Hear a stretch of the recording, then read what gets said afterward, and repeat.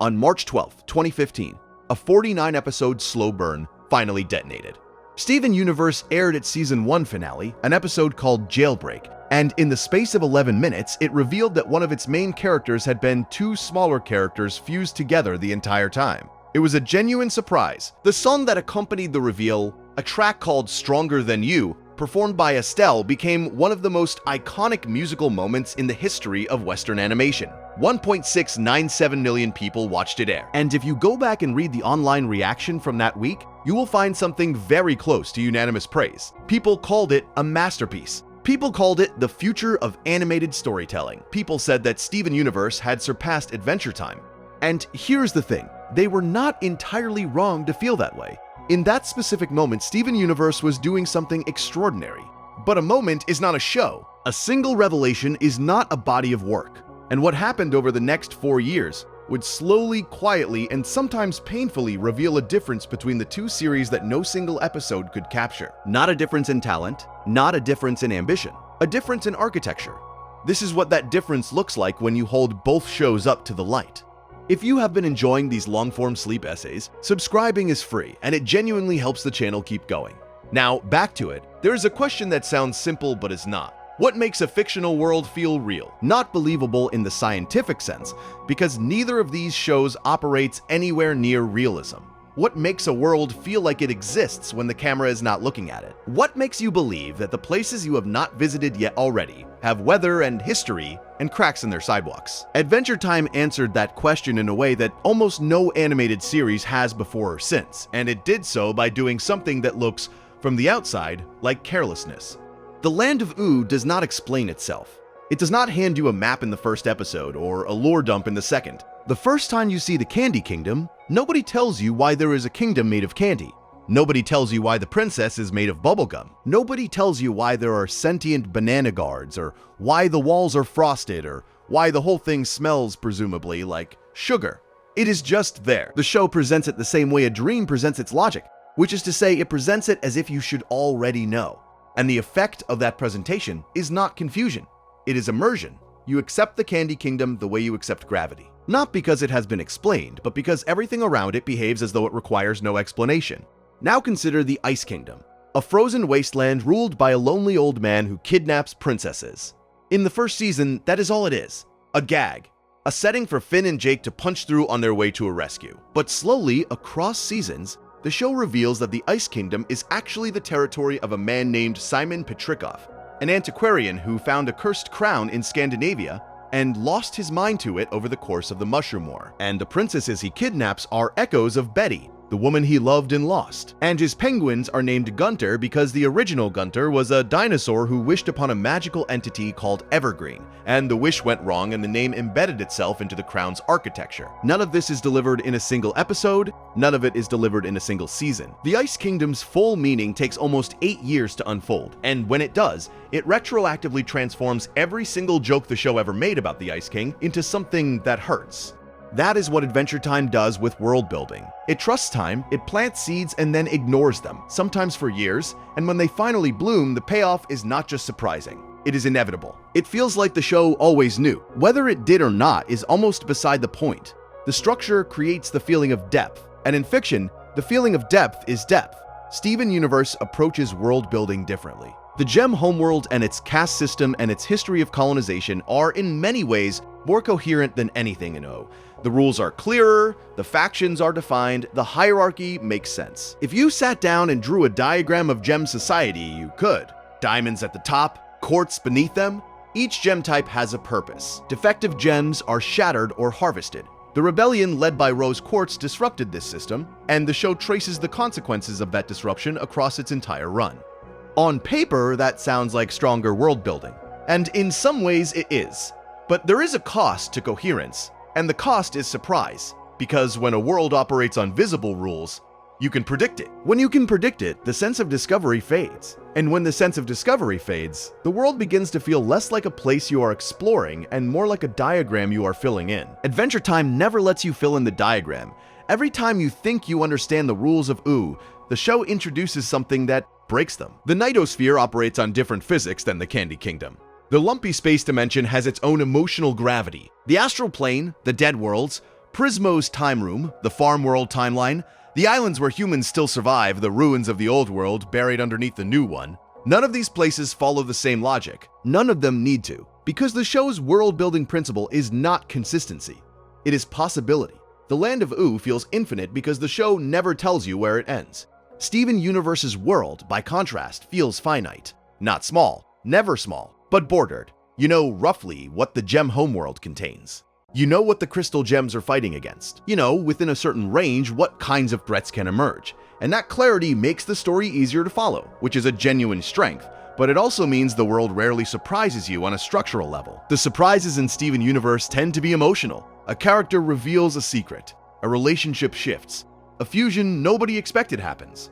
Those are powerful moments, but they are character surprises, not world surprises. And the distinction matters more than you might think, because character surprises give you a moment, but world surprises give you a feeling that anything could be behind the next door. That feeling is what keeps you exploring a fictional universe after the story ends, and Adventure Time generates that feeling more consistently than almost any show in the medium. There is another dimension to this, and it has to do with what each show does when it is not advancing its plot. Because both of these series have episodes that some people call filler. Episodes where the main story does not move forward. Episodes where the stakes are low and the characters are just existing in their world. And the difference in how each show handles those episodes is one of the clearest indicators of the gap between them. Adventure Time's standalone episodes are, genuinely, some of the best individual episodes of television produced in the 2010s. That is not hyperbole. Consider the episode Thank You, which aired on November 23, 2011. As the 17th episode of Season 3. In it, Finn and Jake barely appear. The episode follows a snow golem who finds a lost firewolf pup and tries to take care of it despite the fact that fire and ice cannot coexist without destroying each other. There is almost no dialogue. The story is told almost entirely through gesture, movement, and the brilliant score by Tim Kiefer. The episode was screened in a movie theater specifically so it could qualify for the Academy Award for Best Animated Short Film. It made the shortlist. It did not make the final list of 10 nominees, but the fact that a Cartoon Network episode about a snow creature and a fire puppy was even in the conversation for an Oscar tells you something about the quality of Adventure Time's standalone work. Or consider Puhoi, which aired on April 1st, 2013 as the 16th episode of Season 5. Finn, heartbroken over a fight with Flame Princess, crawls into a pillow fort and falls into an alternate dimension made entirely of pillows. In this dimension, he lives an entire life. He ages, he marries, he has children, he grows old, he dies. And then he wakes up back in the treehouse with Jake, and he forgets all of it. The entire episode is a meditation on the relationship between experience and memory, on whether a life that cannot be remembered still counts as a life lived. It is 11 minutes long, and it contains more philosophical depth than many feature films. Or consider The Hall of Egress, which aired on March 5th, 2016, as the 24th episode of Season 7. Finn enters a dungeon and discovers that every time he opens his eyes, he is sent back to where he started. He tries everything. He fights, he runs, he ages, he grows a beard. He becomes a wanderer. The only way to break the cycle is to walk blind, trusting the path without seeing it. It is an episode about faith, about the limits of reason, about the moment when you have to stop trying to figure everything out and just move. These episodes do not advance the main plot of Adventure Time by a single inch. Nothing that happens in them changes the trajectory of Finn's quest, or the Lich's threat, or the mystery of the Mushroom War. And that is precisely why they matter. They prove that the world of Adventure Time is not just a delivery system for story, it is a place worth visiting for its own sake. The world is the point. The lore is not a destination. It is a landscape, and the landscape is rich enough to sustain any story the writers want to tell, in any register they want to tell it. Steven Universe's standalone episodes operate differently, and the difference became a source of genuine frustration for a large portion of its audience. The show's off-arc episodes tend to focus on the human residents of Beach City. Characters like Lars, Sadie, Ronaldo, Jamie, and the various members of the Fryman and Pizza families. And while some of these episodes work, many of them feel like obligations. Not stories the writers were burning to tell, but stories the format required them to produce. The townspeople of Beach City, with some notable exceptions, never developed the kind of magnetic individuality that makes you want to spend time with them when the gems are off screen. And the result is that when Steven Universe cuts away from its central narrative to visit the donut shop or the boardwalk or the Big Donut employees' romantic entanglements, it does not feel like the world is expanding. It feels like the story is stalling. This is not a failure of effort. Rebecca Sugar and her team clearly cared about Beach City and its residents. The intent was to build a world that felt lived in, grounded, and human in a way that complemented the Cosmic Gem storyline. And in theory, that contrast works. The problem is execution. The Beach City episodes, particularly in seasons 3 and 4, often feel disconnected from the emotional momentum of the show. You have just watched Steven confront a corrupted gem or learn something devastating about his mother, and then the next episode is about Ronaldo's blog. The tonal whiplash is real, and it compounds across seasons.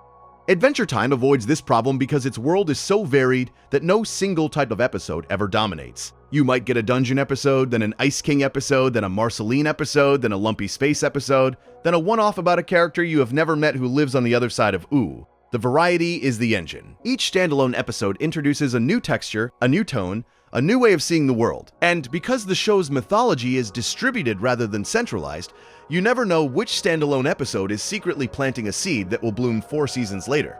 That uncertainty keeps even the lightest episodes loaded with potential significance. Let me put it this way. In Adventure Time, a standalone episode about 2 old ladies running a dungeon could end up being connected to the creation of Lemongrab. A throwaway gag about a cursed sword could turn into a season-long arc about violence and identity.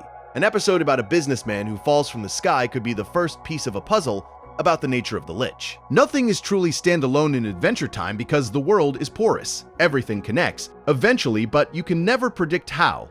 In Steven Universe, the connective tissue is more visible and more predictable. The town episodes that matter are the ones that develop Lars or Sadie, because those characters eventually join the main plot. The town episodes that do not matter are, well, the ones that do not matter. And you can usually tell the difference while you are watching them. That predictability undermines the sense of discovery that standalone episodes are supposed to create.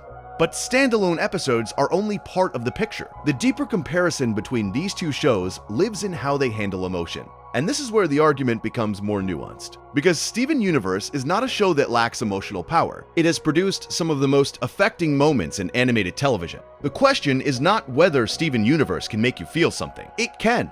The question is how it makes you feel something, and whether that method sustains itself across a long-form narrative. Steven Universe is, at its core, a show about empathy. Steven's superpower, both literally and narratively, is his ability to understand other people's pain.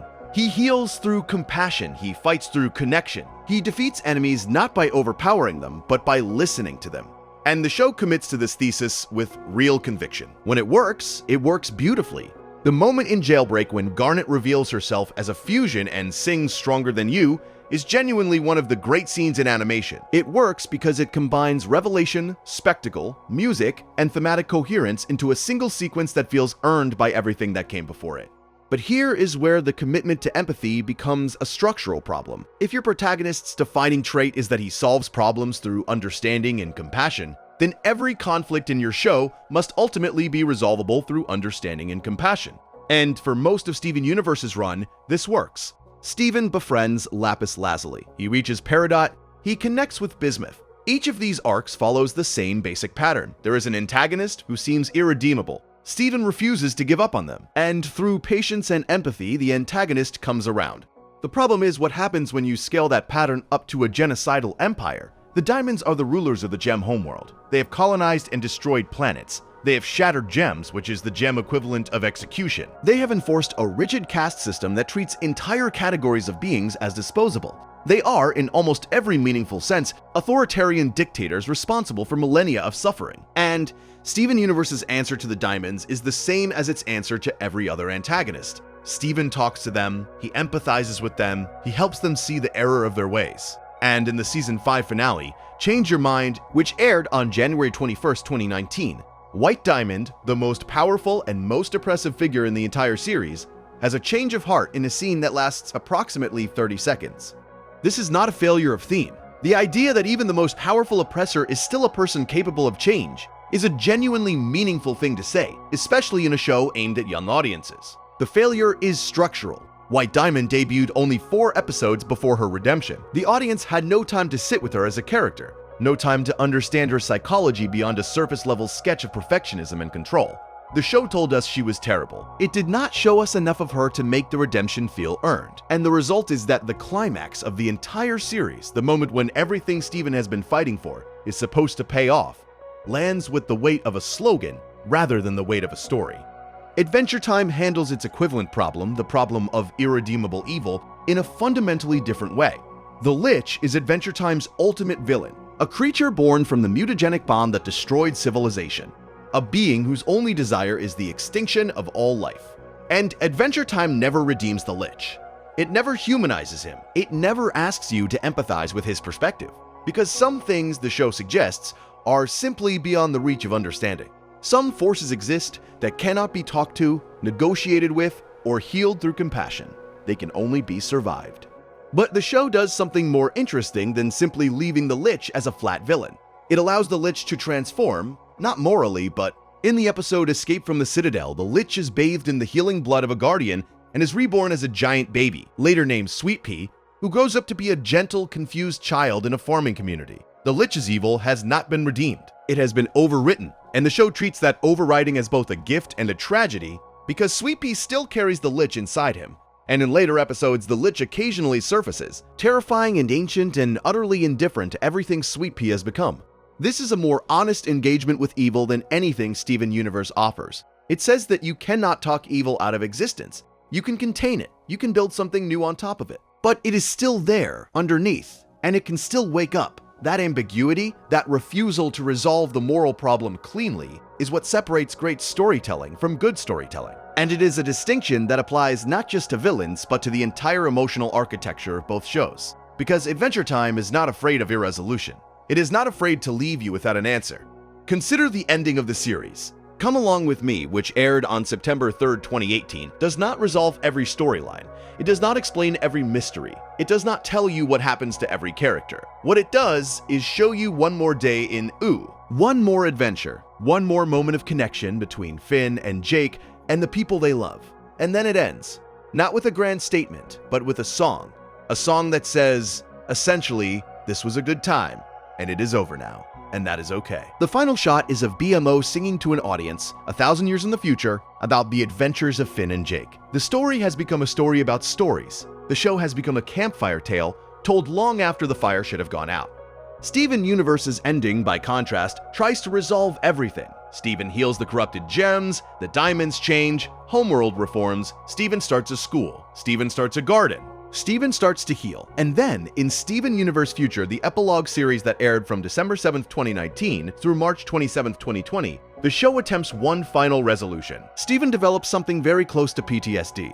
He becomes angry, unstable, controlling. He transforms into a monster, a giant pink kaiju made of his own repressed trauma. And the resolution of that transformation is, once again, empathy. The people who love him surround him.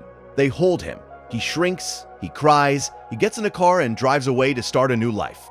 And this is fine. It is a perfectly acceptable ending. It is even moving in places, but it carries the weight of a show that has been trying for 5 seasons and an epilogue to say that love is the answer to everything. And by the time you reach the final scene, you can feel the strain. You can feel the places where the show had to simplify a complicated truth in order to reach its conclusion. You can feel the places where empathy alone was not enough, but was used anyway because the show did not have another tool. Adventure Time has more tools. That is the simplest way to say it. Adventure Time can be absurd, it can be terrifying, it can be melancholy, it can be genuinely funny in a way that Steven Universe rarely is after its first season. It can be philosophical, it can be psychedelic, it can be heartbreakingly tender, it can be existentially bleak. It can be all of these things in the same episode, and sometimes in the same scene, and the tonal shifts never feel forced because the world is strange enough to contain all of them. Steven Universe's tonal range is narrower. This is not a criticism of the show's quality at its best. It is an observation about its palette. Steven Universe is almost always sincere. It is almost always earnest. It is almost always moving toward emotional resolution. Even its comedy tends to be warm and gentle rather than surprising or subversive. And that sincerity is a genuine strength in small doses. But across 160 episodes and an epilogue series, the relentless earnestness begins to flatten. There are no episodes of Steven Universe that feel genuinely dangerous. No episodes where you are unsure whether the show is going to commit to something dark. No episodes that make you laugh so hard you forget you were sad. Adventure Time has all of those episodes. It has episodes that feel like Terrence Malick films, and episodes that feel like Adult Swim sketches, and episodes that feel like nothing else on television. It has an episode where a deer walks on its hind legs and removes its hooves to reveal human hands, and that image is played for genuine horror. It has an episode where Finn imagines an entire life inside a pillow dimension, and the show treats it with the gravity of a character study. It has an episode where the Ice King's fanfiction becomes reality, and the show uses it to examine loneliness and creative delusion. The tonal range is not just wide, it is the show's central artistic achievement. It is the thing that makes Adventure Time feel less like a television series and more like a body of literature. And this matters for sleep content in a way that might not be immediately obvious. When you are listening to something as you drift off, what holds you is not consistency. It is texture. It is the feeling that the voice talking to you could say anything next, that the next sentence might be funny or sad or strange or quiet. That unpredictability, paradoxically, is what makes you feel safe. Because predictability, the knowledge that you know exactly what is coming, actually creates a kind of low-level anxiety. Your brain keeps checking. Is this still the pattern? Is this still what I expected? Is this still the same? Adventure Time never lets your brain settle into that checking pattern because the show itself refuses to settle. But let me be fair to Steven Universe for a moment, because this comparison has been building a case for Adventure Time, and it would be dishonest not to acknowledge the places where Steven Universe genuinely excels. The places where it does something that Adventure Time either cannot or chooses not to do. Steven Universe's emotional continuity is extraordinary. The show remembers everything its characters have been through, and that memory shapes every subsequent interaction. When Steven fuses with Connie for the first time, the show remembers that moment in every scene they share afterward. When Garnet unfuses under stress, the show carries the emotional residue of that unfusing into the next episode and the episode after that. Characters in Steven Universe do not reset between episodes. They grow continuously and visibly, and the cumulative effect of that growth is a kind of emotional realism that Adventure Time, with its more episodic structure, does not always achieve. Adventure Time's characters grow too, but the growth is more geological. It happens in layers, across seasons, and it is not always visible from episode to episode.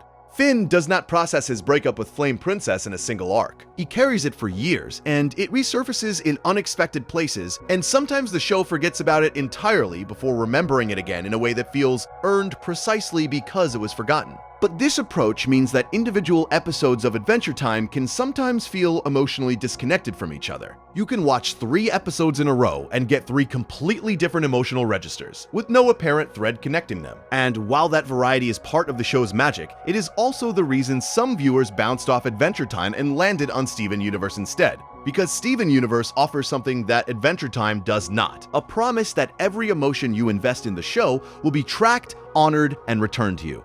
That is a real strength, and it is the strength that makes Steven Universe a better show for certain viewers at certain times in their lives. If you are 14 and you are trying to understand your own emotions for the first time, Steven Universe is the better show. It meets you where you are. It names the feelings you're having. It tells you that your feelings are valid and that empathy is the most powerful tool you have.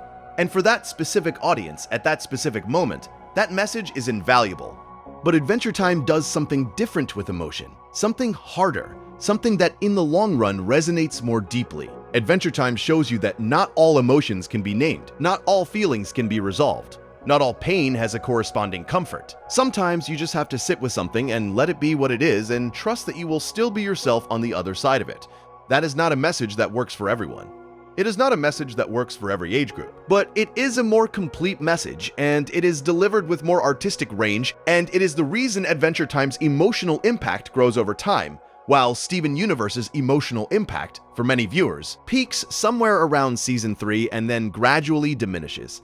Let me talk about music for a moment, because music is central to both shows, and the comparison here is instructive. Rebecca Sugar's musical contributions to both shows are undeniable. She is one of the most talented songwriters working in animation, and her influence on both Adventure Time and Steven Universe is impossible to overstate. The song I Remember You, which she wrote for Adventure Time Season 4, Episode 25, airing on October 15, 2012, is one of the most devastating pieces of music ever composed for a cartoon. It is the episode where Marceline tries to help the Ice King write a song, and in the process, the audience learns that the scraps of paper he has been using contain messages Simon wrote to Marceline before he lost his mind. The song that emerges from those scraps is not just sad, It is the sound of two people who love each other being separated by a disease that one of them does not even know they have. Sugar brought that same musicality to Steven Universe, and the songs in Steven Universe are more numerous, more polished, and more central to the show's identity. Stronger Than You, It's Over, Isn't It? Here Comes a Thought, Both of You, Love Like You. These songs are beautifully crafted.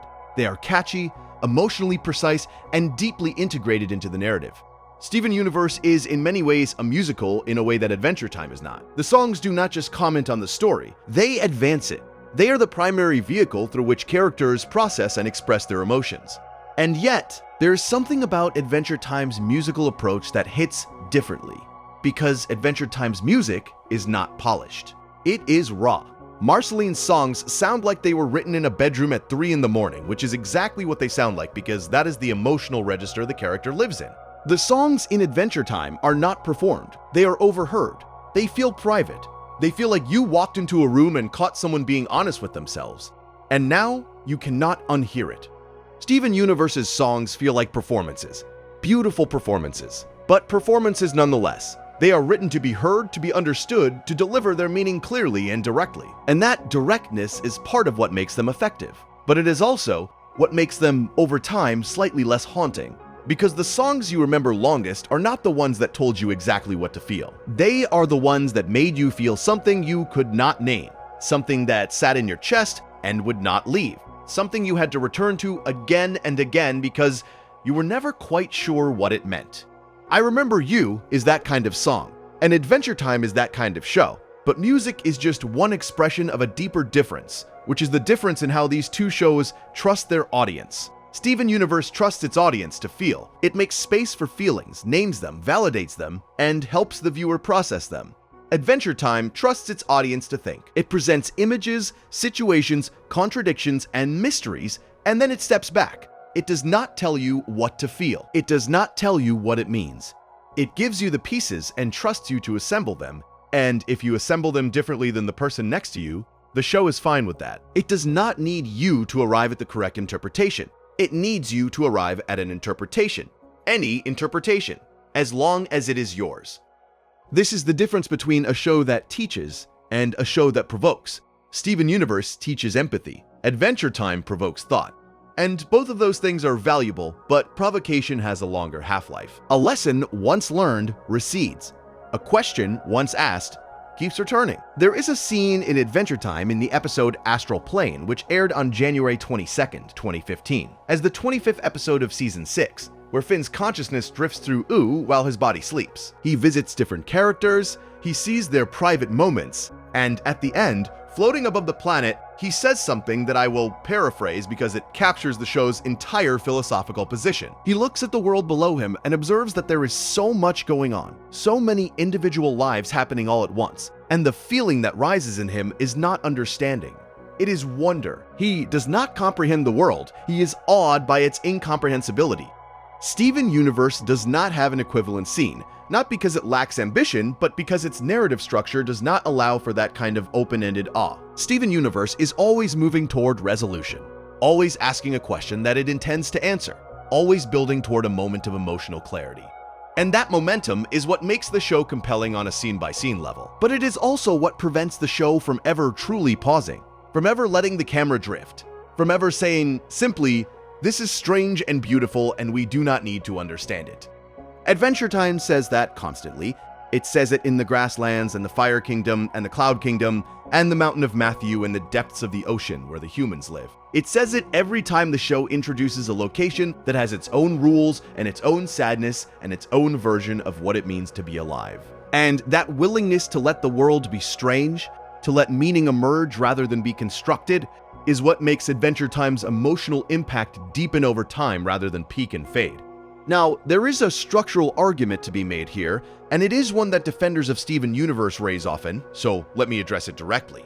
The argument is that Steven Universe was constrained in ways that Adventure Time was not. That Cartoon Network's scheduling practices, particularly the infamous episode bombs and the long hiatuses, damaged the show's pacing and forced the writers to compress storylines that should have had more room to breathe. And this is a fair point. The gap between Steven Universe episodes was sometimes months long, and the show's serialized structure meant that those gaps hurt more than they would have hurt a more episodic series. Adventure Time could survive a hiatus because each episode was relatively self-contained. Steven Universe could not because each episode was a chapter in a continuing story, and chapters that arrive months apart lose their momentum. The scheduling was not the writer's fault. The compression of the Diamond storyline in Season 5 was, at least in part, a response to the uncertainty about whether the show would be renewed. The rush to get to White Diamond, to resolve the homeworld conflict, to tie up the loose ends of a story that had been building for years, is at least partially a consequence of the production environment rather than a creative choice. And if Steven Universe had been given more episodes, more seasons, more time, the Diamond resolution might have felt earned. The arc might have landed differently. The whole back half of the show might have been stronger. But here is the thing about that argument. Adventure Time faced similar constraints. Cartoon Network scheduling was erratic for Adventure Time too. The show's later seasons were shuffled and delayed and bombed out in clumps. Pendleton Ward stepped down as showrunner after Season 5 due to the toll the production was taking on his mental health. Rebecca Sugar left to create Steven Universe, taking with her one of the show's primary emotional voices. The writer's room turned over. The show was in many ways fighting the same institutional battles that Steven Universe was fighting. And Adventure Time survived those battles better. Not because its writers were more talented, because Steven Universe's writers were extraordinary, but because Adventure Time's structure was more resilient. An episodic show with distributed mythology can lose a showrunner and keep going, because the world itself carries the creative DNA. A serialized show with centralized mythology is more vulnerable to disruption because the story depends on consistency and momentum. And consistency and momentum are the first casualties of production chaos. This is not a flaw in Steven Universe's design. It is a trade-off inherent in the choice to tell a serialized story in an 11-minute episodic format on a network that does not reliably support serialized storytelling. Adventure Time made a different choice, and that choice turned out to be more durable. The show absorbed chaos. It incorporated disruption into its aesthetic. The fact that Adventure Time's tone and quality shift from season to season, from episode to episode, from storyboard artist to storyboard artist, is not a bug. It is the show's immune system. It is what allowed Adventure Time to run for 10 seasons and 283 episodes and end, somehow, stronger than it started. Steven Universe ran for 5 seasons and 160 episodes, plus the epilogue series, and by the end, you could feel the seams. You could feel the places where the story had been compressed. You could feel the characters who should have had more time. You could feel the themes that had been stated clearly enough but not explored deeply enough. The show ended, and it ended with grace, but it ended feeling smaller than it had felt in its second season. That is the trajectory of a show that peaked early and then fought, admirably and with great heart, to sustain the height. Adventure Time's trajectory is the opposite. It started as a goofy cartoon about a boy and his dog punching things. It became one of the most artistically ambitious shows in the history of animation, and the gap between where it started and where it ended is so large that it is almost impossible to believe they are the same show. That growth, that willingness to become something entirely different from what it was, is Adventure Time's greatest achievement. And it is an achievement that Steven Universe, for all its many virtues, never quite matches. Because Steven Universe knew what it wanted to be from the beginning. It was a show about empathy and love and the healing power of connection, and it stayed true to that vision with remarkable consistency. But consistency is not the same as growth, and growth is what separates a great show from a show that changed the medium. Let me come at this from one more angle, because the comparison between these two shows is also a comparison between two philosophies of storytelling that extend far beyond animation. Steven Universe is a thesis show. It begins with a thesis, which is that love and empathy can overcome anything, and every episode is, in some way, an argument for that thesis. The plot advances the thesis, the character arcs support the thesis. Even the show's visual design, with its soft color palette and rounded character designs and warm lighting, supports the thesis. Everything points in the same direction, and the result is a show that is remarkably coherent. Every element reinforces every other element. The whole thing hums with internal consistency.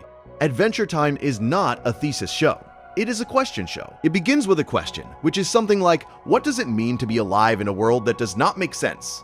And every episode approaches that question from a different angle, without ever arriving at a definitive answer. The plot does not advance a thesis. It complicates one, The character arcs do not support a central argument, they undermine it. And the show's visual design, which shifts dramatically depending on which storyboard artist is working on a given episode, does not create consistency. It creates polyphony, multiple voices, multiple styles, multiple answers to the same question, all existing simultaneously within the same fictional world. The literary term for what Steven Universe does is allegory. Everything in the show stands for something else. Gems are people, fusion is relationships, the diamonds are systemic oppression, corruption is trauma. The show's metaphors are clear, intentional, and consistent. And allegory is a powerful storytelling tool. It allows complex ideas to be communicated accessibly, which is exactly what you want in a show aimed at younger audiences. The literary term for what Adventure Time does is mythology, not allegory. Mythology. The Land of Oo does not stand for something else. It is something else. The Candy Kingdom is not a metaphor for a real political system. It is a political system. Marceline's vampirism is not a metaphor for addiction or trauma. It is a condition, with its own rules and its own history and its own consequences. The show's images do not translate into abstractions. They resist translation. They insist on being themselves. And here is why that distinction matters. Allegory has an expiration date. Once you have decoded the metaphor, once you understand that gem fusion represents relationships and the diamonds represent authoritarian power structures, the story's intellectual content is largely exhausted. You can still enjoy it emotionally. You can still find it moving, but you cannot discover anything new in it because the meaning was fixed at the point of creation. Mythology does not expire. You can return to a myth again and again and find something different each time, because the images in a myth are not codes to be cracked. They are symbols that contain more meaning than any single interpretation can capture. The Ice King is not a metaphor for dementia. He is a character who happens to exhibit symptoms that resemble dementia, and also symptoms that resemble addiction, and also symptoms that resemble the gradual erasure of identity that comes with any long-term transformation. You can read him through any of those lenses, and each reading yields something valuable. And none of them is the correct reading because mythology does not have correct readings. It has resonances. Adventure Time is full of resonances. It is a show that means more the more you think about it, and the more you live and experience the world, the more it means. A teenager watching the show sees one set of meanings. A 25-year-old sees another. A parent sees a third. And none of these viewers is wrong, and none of them is seeing the complete picture, because the complete picture does not exist. The show is not a puzzle to be solved. It is a landscape to be explored. Steven Universe, by contrast, means what it means, and what it means is beautiful and important and worth hearing, but it does not deepen with time the way Adventure Time does. It does not become a different show depending on where you are in your life. It is always the same show, delivering the same message with the same warmth and the same conviction. And that consistency is a comfort, the way a good lesson is a comfort. But it is not the same as depth. This brings me to the question of legacy, because these two shows are old enough now to have legacies, and the difference between their legacies tells you something that no individual episode comparison can. Adventure Time's legacy is wild. It is everywhere and nowhere. It is in Steven Universe itself, which would not exist without Adventure Time creating the space for emotionally ambitious animation on Cartoon Network. It is in Gravity Falls and Over the Garden Wall and Infinity Train and Bee and Puppy Cat and The Midnight Gospel and a dozen other shows that took Adventure Time's permission to be weird and ran with it in completely different directions. Adventure Time did not create a genre. It created an atmosphere. It said to an entire generation of animators and writers and musicians that you could make a cartoon that was also a meditation on mortality and loneliness and the passage of time. And you did not have to explain yourself, and you did not have to choose between being funny and being profound. Steven Universe's legacy is more specific and, in many ways, more important. Steven Universe was the first Cartoon Network show created by a woman. It was one of the first animated children's shows to feature queer relationships as central, normalized, and celebrated elements of its narrative. Ruby and Sapphire's Wedding, which aired on July 6, 2018, in the episode Reunited, was a landmark moment for LGBTQ representation in children's media. The show fought explicitly and behind the scenes against network censorship and international distribution restrictions that wanted to erase or minimize its queer content. And it won those fights, and the ripple effects of those victories are visible in every animated show that now includes queer characters without comment or controversy. That matters. That matters enormously, and any honest comparison between these two shows has to acknowledge that Steven Universe's cultural impact in terms of representation is in many ways more concrete and more measurable than Adventure Time's. Adventure Time contributed to a bubline relationship that was only made explicitly canon in the series finale, in a kiss that the show spent years building toward but could not commit to until the very end. Steven Universe did it first, did it louder, and did it in the face of institutional resistance. That courage deserves recognition regardless of anything else in this comparison. But cultural impact and artistically achievement are not the same thing. A show can be culturally vital and artistically limited. A show can be artistically extraordinary and culturally invisible. And the claim being made here is not that Steven Universe does not matter, it matters deeply. The claim is that Adventure Time is the more complete artistic achievement, the bigger canvas, the richer world, the more enduring mythology, the show that contains more of life within it, in all its contradiction and strangeness and beauty and grief. And the reason that claim is worth making, the reason this comparison is worth thinking about as you lie in the dark and let the words wash over you, is that these two shows represent two different answers to the same question. The question is, how do you help someone? Steven Universe says you help someone by understanding them. Adventure Time says you help someone by showing them that the world is larger and stranger and more full of meaning than they thought. Both answers are true, but Adventure Time's answer is the one that keeps working. It is the one that does not diminish with repetition. It is the one that you can return to years later and find something you missed. It is the one that grows with you. There is a character in Adventure Time named Galb, an entity that represents pure chaos and entropy. Galb appears only a handful of times across the entire series. It is never explained, its motivations are never stated. It does not speak.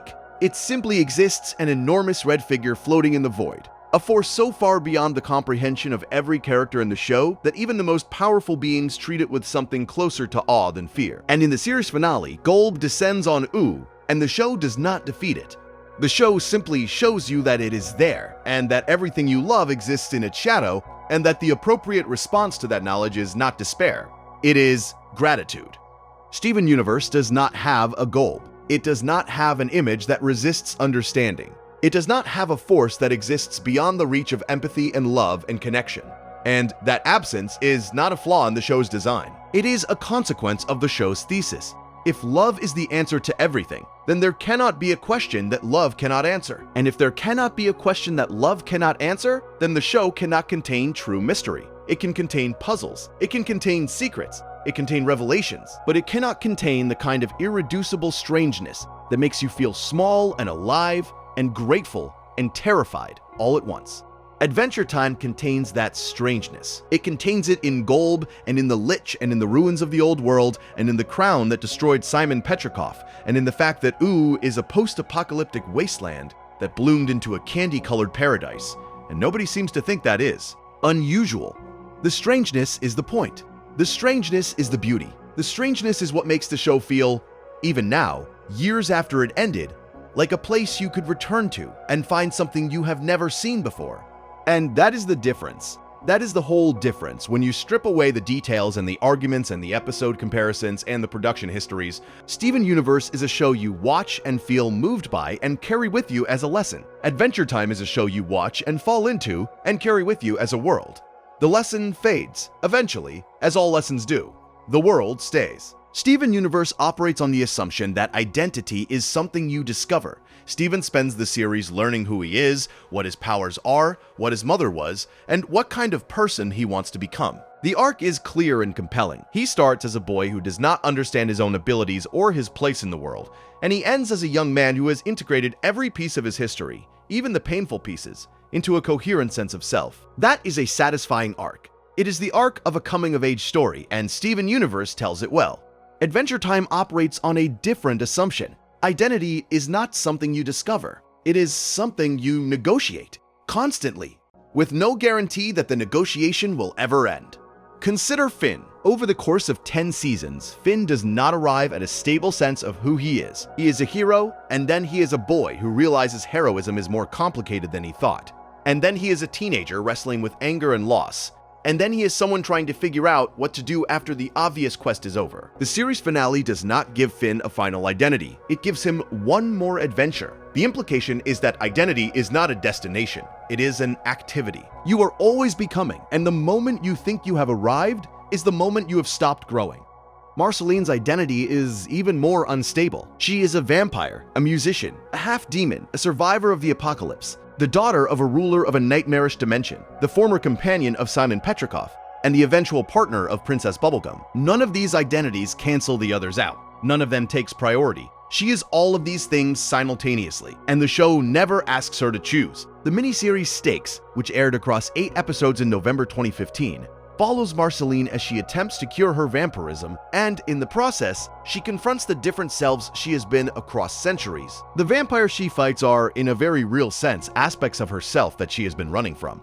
And the resolution of the miniseries is not that she destroys those aspects, it is that she accepts them. She becomes a vampire again, by choice, because she has come to understand that removing a part of herself does not simplify her, it diminishes her. Steven Universe has a similar arc with Steven's relationship to his mother Rose Quartz, who was also Pink Diamond. Steven spends much of the series trying to separate himself from his mother to prove that he is his own person and not just an extension of her.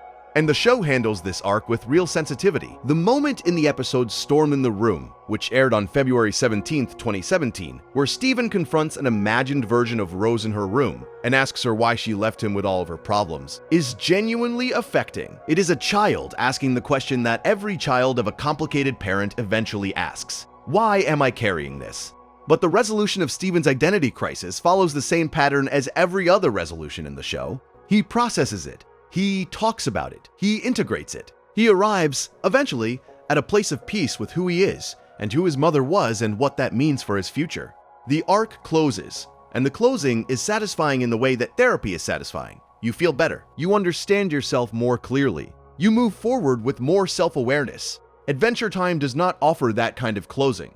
Finn never fully processes his abandonment by his father, Martin. He never fully resolves his feelings about Flame Princess or the army he lost, or the versions of himself that exist in other dimensions.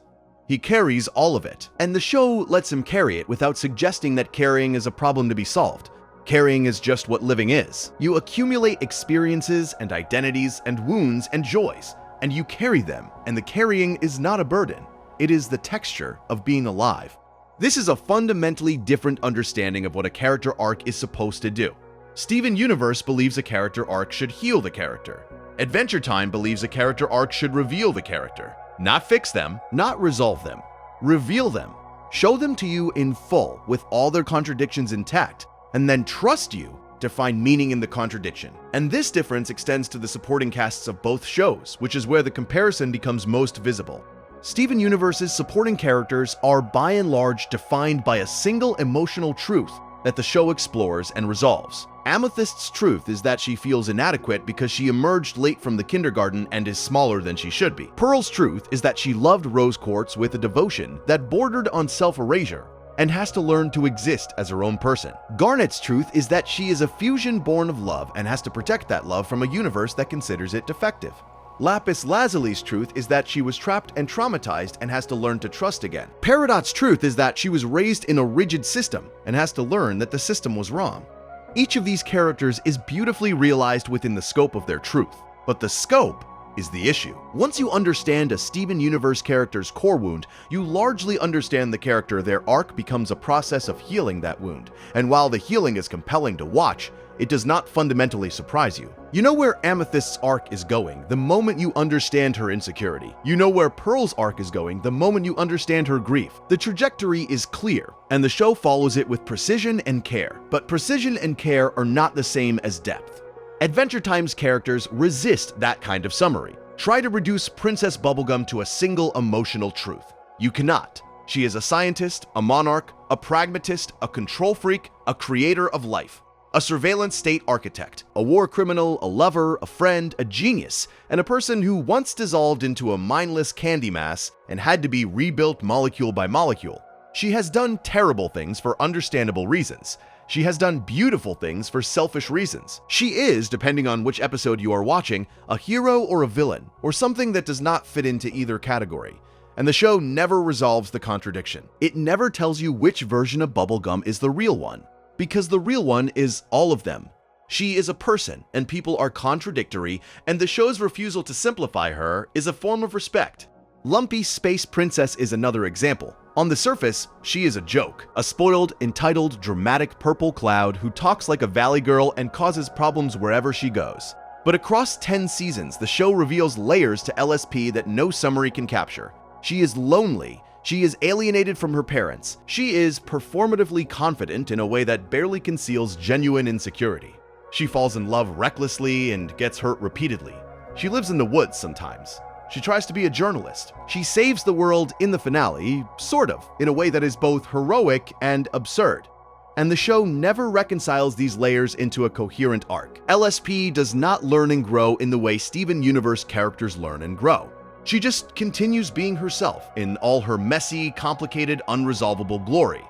BMO might be the most extreme example. A sentient video game console who is also a child and also a philosopher and also a detective and also a musician and also in the distant future, the ruler of Ooh and the last keeper of Finn and Jake's memory. BMO's identity is so fluid that it resists categorization entirely. BMO plays pretend constantly, adopting new personas and new voices and new genders with the ease of a child who has not yet been taught that identity is supposed to be fixed. And the show treats BMO's fluidity not as a quirk but as a kind of wisdom.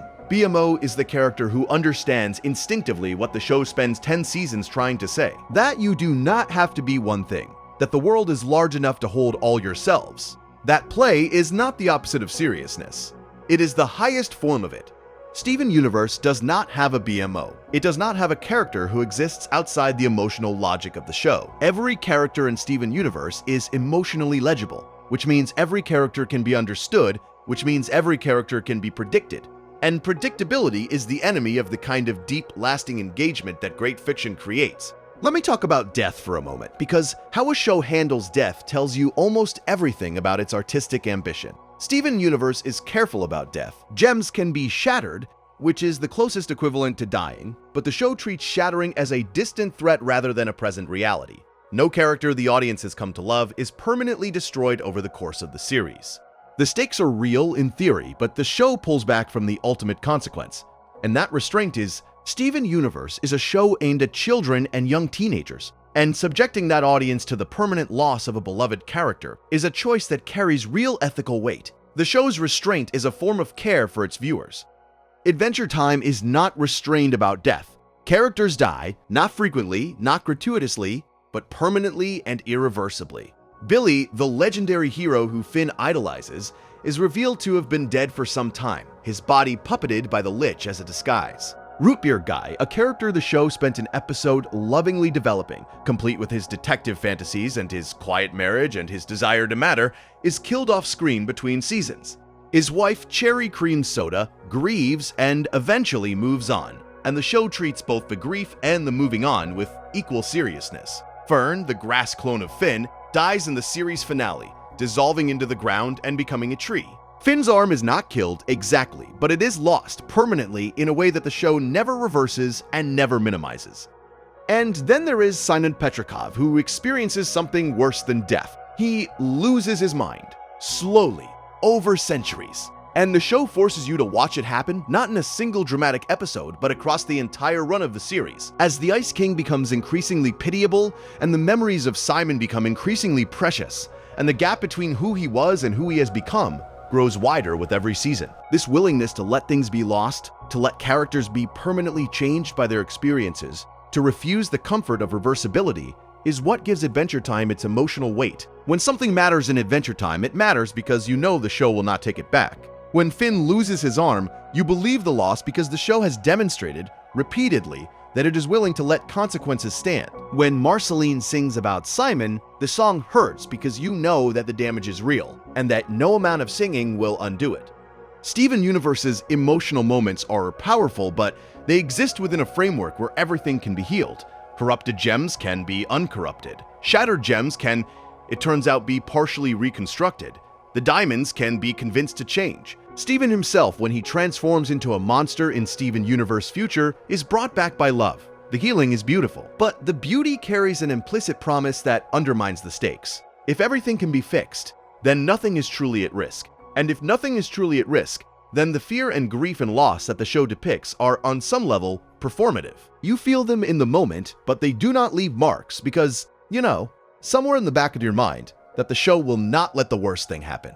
Adventure Time lets the worst thing happen, and then it shows you that the worst thing is not the end. That is a more honest consolation than healing. Not everything can be fixed, but everything can be survived, and surviving is enough. There is a conversation about influence that is worth having here, because the relationship between Adventure Time and Steven Universe is not just a comparison between two shows, it is a lineage. Steven Universe would not exist without Adventure Time. Rebecca Sugar would not have become a showrunner without the years she spent as a writer and storyboard artist on Adventure Time. The emotional DNA of Steven Universe, its willingness to be sincere, its investment in character relationships, its use of music as a narrative tool, all of that was incubated inside Adventure Time before it was transplanted into Steven Universe and given a new form. And this lineage matters because it reveals something about what each show values. Adventure Time was the laboratory. It was the place where experimental techniques were developed, tested, sometimes abandoned, sometimes refined. The show's structure, with its rotating teams of storyboard artists who had enormous creative freedom to shape individual episodes, meant that Adventure Time was constantly generating new approaches to animated storytelling. Some of those approaches worked brilliantly, some of them did not. But the willingness to fail, the willingness to try something bizarre and uncommercial and trust the audience to follow, is what made the laboratory productive. Steven Universe was not a laboratory. It was a studio, a place where a specific vision was executed with care and skill and intention. Rebecca Sugar knew what she wanted the show to be, and she built a team that could realize that vision consistently. The result is a show that is more polished than Adventure Time on an episode-by-episode basis. The character designs are more consistent, the emotional arcs are more carefully managed, the themes are more clearly articulated. If you compare the average episode of Steven Universe to the average episode of Adventure Time, Steven Universe might actually come out ahead. Its floor is higher. Its worst episodes are less bewildering than Adventure Time's worst episodes.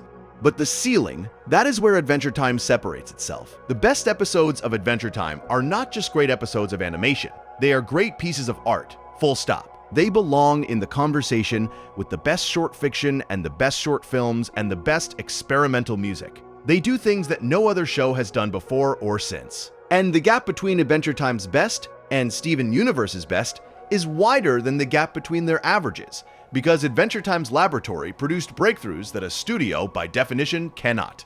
This is not a criticism of Steven Universe. Studios produce extraordinary work. The consistency and care of Steven Universe's execution is admirable and should be celebrated. But the argument being made here is not about quality in the conventional sense. It is about reach. How far does the show extend into territory that has never been mapped? How much of the possible does it explore? And by that measure, Adventure Time reaches further. It maps more territory. It discovers more. And that discovery is what you feel when you return to these shows years later. You return to Steven Universe and you find exactly what you left. The same warmth, the same lessons, the same comfort. And that is genuinely nice. It is like visiting a friend who has not changed. But you return to Adventure Time and you find something different every time. A detail you missed.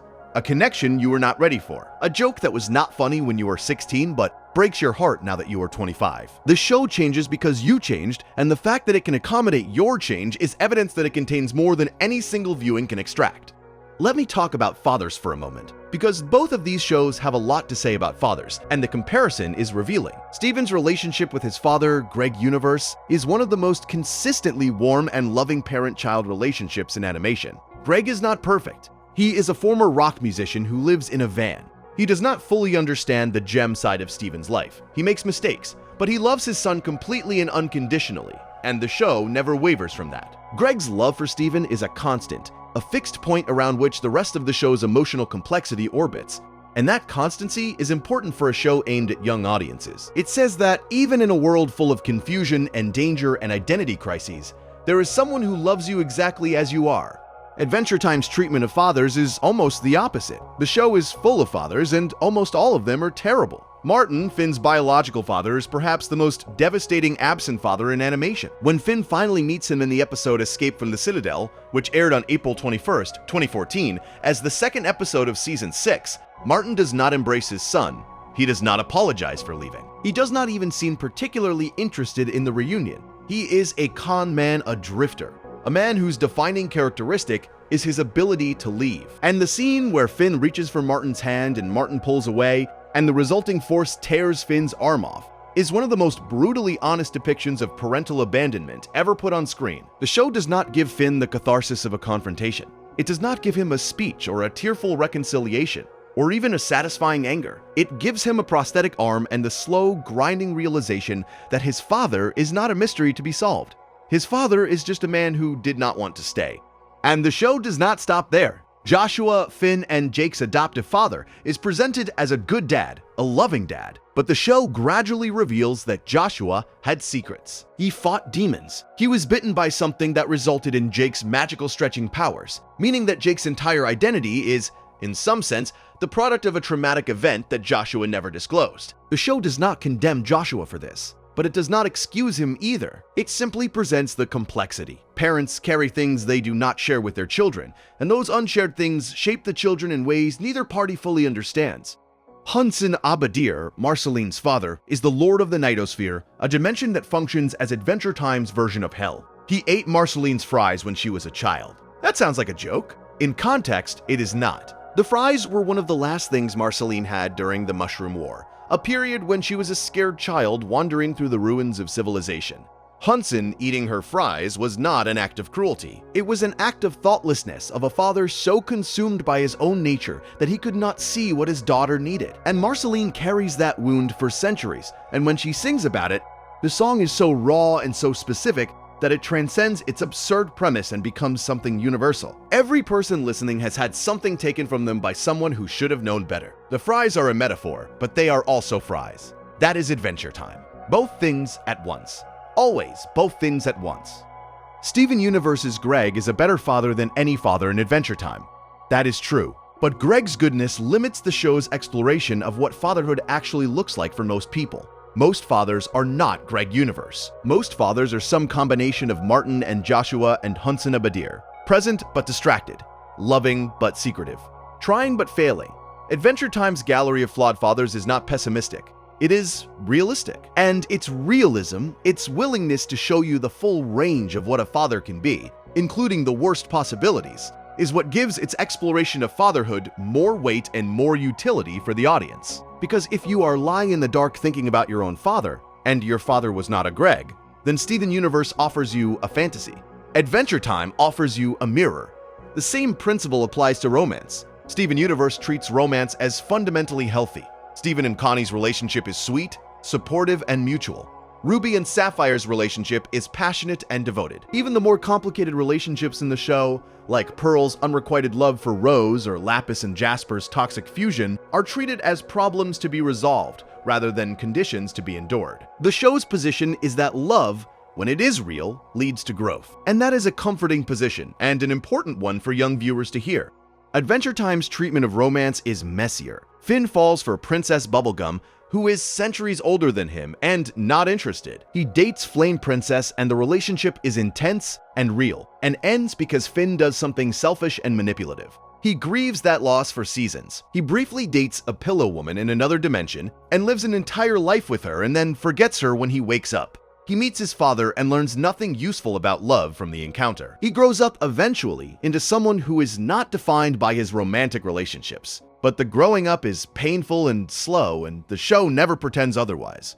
Marceline and Bubblegum's relationship is the show's central romance, and it is told almost entirely through subtext until the very end. They were together. They broke up. The breakup haunts both of them for centuries. They circle each other, drawn together and pushed apart by forces that are partly personal and partly political.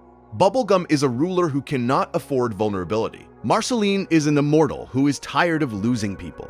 The tension between them is not romantic tension in the conventional sense. It is existential tension. Two people who love each other and cannot figure out how to love each other without losing themselves. And the show waits until the series finale to make the relationship explicit with a kiss. That patience is partly a product of network politics, but it is also a narrative choice that works. The kiss, when it comes, carries the weight of 8 seasons of suppression and longing and almost but not quite. It is earned not by an episode, but by a mythology. And the fact that it took so long that it required the audience to read between the lines for years is part of what makes it powerful, because that is what queer love actually looked like for a long time. Not a celebration, but a secret. Not a wedding, but a stolen glance. And by reflecting that reality, however unintentionally, Adventure Time gave its queer audience something more complicated and more true than a wedding episode could. Steven Universe's representation is more visible, more deliberate, and more politically important. But Adventure Time's representation is more textured. And texture in fiction is what makes the difference between a moment that inspires you and a moment that changes you. Let me return to the question of what makes a show endure, because we have been circling it, and it is the core of this comparison. Steven Universe was a phenomenon. At its peak, it was one of the most discussed, most analyzed, most passionately loved animated shows on the internet. Fan art, fan theories, fan music, fan fiction. The community around the show was enormous and devoted and creative. And that community has largely moved on. Not entirely. There are still fans. There are still discussions. But the intensity has faded. The show ended, and the cultural conversation moved to other things, and Steven Universe settled into a position of respected importance. A show that mattered. A show that did important things. A show that deserves its place in the history of animation. Adventure Time's fanbase followed a different trajectory. It was never as culturally dominant as Steven Universe's fanbase at Steven Universe's peak, but it has been more persistent. Adventure Time fans are still making art, still writing analysis, still discovering new details in old episodes, still arguing about what the Lich represents and what happened to the humans and what BMO's deal is. The show ended in 2018, the same year as its main competition, and 6 years later, the conversation has not stopped. New viewers discover it and have new reactions, old viewers rewatch it and see new things. The show does not settle. It continues to generate meaning. And this is not because Adventure Time's fans are more dedicated or more creative than Steven Universe's fans. It is because the show gives them more to work with.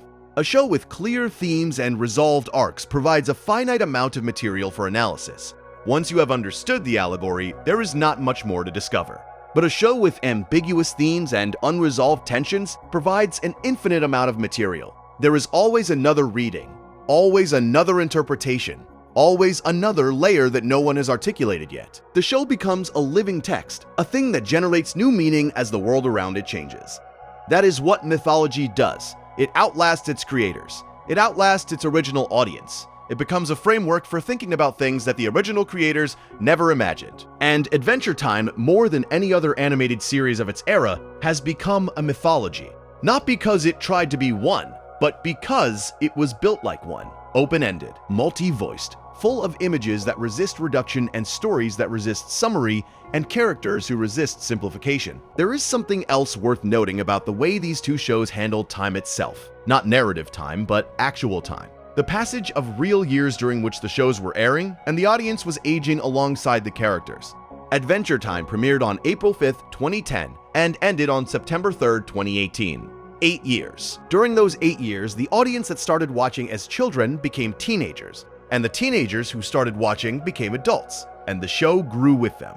Not in a calculated way, not by explicitly aging up its content, but organically, naturally, the way a conversation deepens between two people who have known each other a long time. The early seasons are goofy and bright and full of punching and math and silly voices. The middle seasons introduce loss, complexity, moral ambiguity, romantic failure, and philosophical uncertainty. The late seasons are meditative, melancholy, and concerned with legacy and endings. The show aged. And if you aged with it, the experience is something that no other animated series provides. It is the experience of a show that grew up with you. Steven Universe premiered on November 4th, 2013, and ended, including Future, on March 27th, 2020. About 6.5 years. And the show did grow, but its growth was more linear. Steven ages from a child to a teenager, and the show's emotional complexity increases as he does. But the show's fundamental nature does not change the way Adventure Time's does. The Steven Universe of Season 5 is more mature than the Steven Universe of Season 1, but it is recognizably the same show. It has the same voice, the same palette, the same thesis. If you watch the first episode and the last episode back to back, you would see the same show in different clothes.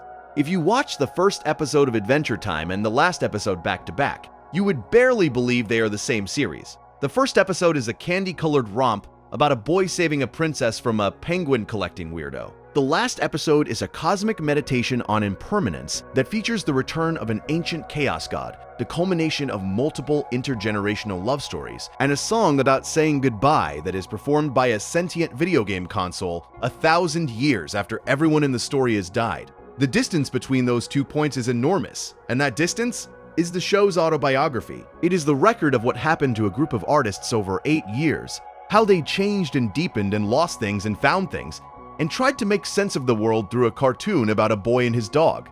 That kind of transformation is rare in any medium. It is almost unheard of in animation, where series are typically locked into their premise and their tone from the beginning, and any deviation is treated as a mistake. Adventure Time treated deviation as policy. It did not just allow its creators to change, it required them to. Every season is different because the people making it were different. And the result is not a polished product. It is a document, a living, breathing, sometimes contradictory document of what it meant to be making art in a particular time and place. Steven Universe is a polished product. It is one of the best polished products in the history of animated television. Every element serves the whole. Every episode contributes to the thesis. The craftsmanship is extraordinary, and there is a legitimate argument to be made that craftsmanship, consistency, and vision are more valuable than the messy, uneven, sometimes brilliant, sometimes baffling output that Adventure Time represents. But that argument treats art as a product, something to be evaluated, rated, ranked. And art is not a product. Art is a conversation, and the best conversations are not the most polished ones. They are the ones where someone says something unexpected, where the topic shifts without warning, where you end up somewhere you did not plan to go, where the silences are as important as the words, where you walk away feeling like something happened, even if you cannot say exactly what. Adventure Time is that kind of conversation, and Steven Universe is a very good monologue, a beautiful, heartfelt, important monologue. But a monologue is a monologue. It has one voice, one direction, one conclusion. A conversation has many voices, many directions, many possible conclusions. And that multiplicity is what makes it alive. There is one more dimension to this comparison that I want to explore before we begin to close, and it is the dimension that matters most for the kind of content you are listening to right now. It is the question of rewatchability, or more specifically, re-listenability. The question of what makes a show worth returning to when you are lying in the dark and the world is too loud and you need something to carry you to sleep. Steven Universe is comforting. That is one of its primary functions, and it fulfills that function well. The characters are warm, the music is gentle. The emotional arcs resolve in ways that reassure you that things will be okay. If you are anxious, Steven Universe calms you. If you are sad, Steven Universe validates your sadness and then gently suggests that sadness is not the end. It is a show that holds you, and being held is a wonderful feeling, especially at the end of a long day. But comfort and sleep are not the same thing. Comfort is a state you arrive at. Sleep is a state you drift into. And the difference between arriving and drifting is the difference between a show that resolves your thoughts and a show that gently displaces them. Adventure Time displaces your thoughts. Its rhythms are unpredictable enough that your brain cannot settle into pattern matching, but gentle enough that the unpredictability does not create alertness. You are listening, and then you are thinking about what you are listening to, and then you are thinking about something else entirely, and then you are dreaming, and you cannot quite tell when the transition happened. The show's combination of philosophical depth and tonal variety creates a kind of cognitive texture that mirrors the texture of falling asleep. Thoughts arrive and dissolve and are replaced by other thoughts, and those thoughts dissolve too. And eventually the dissolution is more continuous than the thought, and you are gone. Steven Universe's consistency, which is its strength as a narrative, works against it as sleep content, because consistency invites attention. When you know the pattern, your brain engages with the pattern, you anticipate the next emotional beat, you predict the resolution, you follow the arc. And following is a form of wakefulness. It keeps you tethered to the story, it keeps you in the light. Adventure Time's inconsistency invites release. You cannot follow where the show is going because the show itself does not always know where it is going. And that uncertainty, which in other contexts might be frustrating, becomes in the context of sleep a kind of permission. Permission to let go. Permission to stop following. Permission to drift. This is not a scientific observation. It is an experiential one. But if you have listened to both shows while falling asleep, you already know it is true. Steven Universe holds you in place. Adventure Time lets you go. And letting go is the harder gift. Holding is instinctive. Parents hold children. Friends hold each other. Holding is what love does first. but letting go is what love does eventually. Every parent learns this. Every friend learns this. The people who truly love you are the ones who hold you close enough to feel safe and then release you gently enough that you do not even notice the moment their hands left. That is what Adventure Time does. It holds you with its world and its characters and its strange, beautiful mythology, and then, somewhere between one episode and the next, it lets you go. Into sleep, into thought, into your own inner landscape, which turns out to be stranger and larger than you remembered. Let me return to something specific, because this comparison risks becoming too abstract, and the best arguments are always grounded in specifics. There is an episode of Adventure Time called Jake the Brick, which aired on November 12th, 2015, as the 20th episode of Season 7. In it, Jake transforms into a brick and embeds himself in a crumbling shack, broadcasting a nature documentary about a bunny trying to build a nest as a storm approaches. That is the entire episode. Jake narrates the life of a wild rabbit. Nothing else happens. No quest, no villain, no lore, just a dog pretending to be a brick, watching a rabbit try to survive a flood, and describing it in a calm, steady voice while the rest of OO listens on their radios. It is one of the most peaceful 11 minutes in the history of animation, and it is also, quietly, one of the most profound. Because what Jake is really doing is paying attention. He is witnessing the life of a creature that nobody else notices, and he is treating that life as worthy of narration. He is saying that this small story, this rabbit and this rain and this nest that may or may not survive the night, matters. Not because it connects to the larger mythology, not because the rabbit is secretly important, but because it is alive, because it is happening, because the act of witnessing is, in itself, a form of love. Steven Universe does not have an episode like Jake the Brick. It does not have an episode where the show simply watches something small and finds the whole world in it. Steven Universe's episodes always connect to the larger story, always serve the thesis, always move something forward. And that forward momentum is a virtue. But it is also a limit, because the shows that last the longest are not the shows that always move forward. They are the shows that sometimes stop, that sometimes look sideways, that sometimes notice the rabbit in the rain and decide that the rabbit is enough. There is a moment in the Adventure Time episode BMO Lost, which aired on July 22nd, 2013 as the 70th episode of Season 5, where BMO, stranded in the wilderness, befriends a bubble. BMO names the bubble Bubble and has long conversations with Bubble about the meaning of life and the nature of friendship, and whether BMO is a boy or a girl. BMO decides they are both. The bubble agrees, and then the bubble pops. It just pops, and BMO is sad for a moment, and then BMO moves on, because that is what BMO does. Loss is part of the adventure. You make a friend. The friend disappears. You carry the memory of the friend, and the memory is enough, and the world does not stop. And you keep walking. Steven Universe would have treated that loss differently. It would have given Steven time to process the grief. It would have named the feeling, it would have connected the loss to Steven's larger emotional arc, and that treatment would have been valid and moving and important. But it would not have been as honest as Adventure Time's treatment. Because Adventure Time's treatment acknowledges something that Steven Universe's thesis cannot accommodate. Some losses are small. Some losses happen to small creatures in small moments, and they do not connect to anything larger. They are just losses. They hurt and then they pass, and the fact that they pass does not diminish them. It just makes them real. Realness, that is the word I keep returning to in this comparison.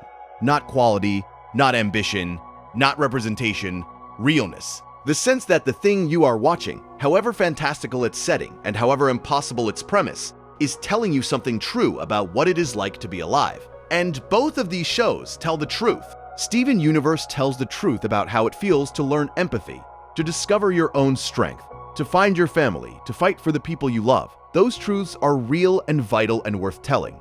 But Adventure Time tells more truths. It tells the truth about confusion and ambiguity and contradiction. It tells the truth about living in a world that does not make sense and might never make sense, and that is okay.